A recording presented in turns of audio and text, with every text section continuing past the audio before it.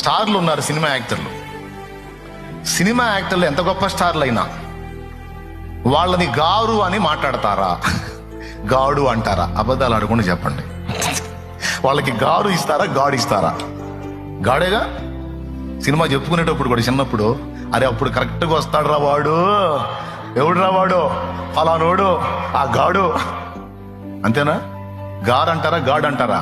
అది ఇంకా తగలబెట్టదా వాళ్ళ స్టార్లు ఎందుకు?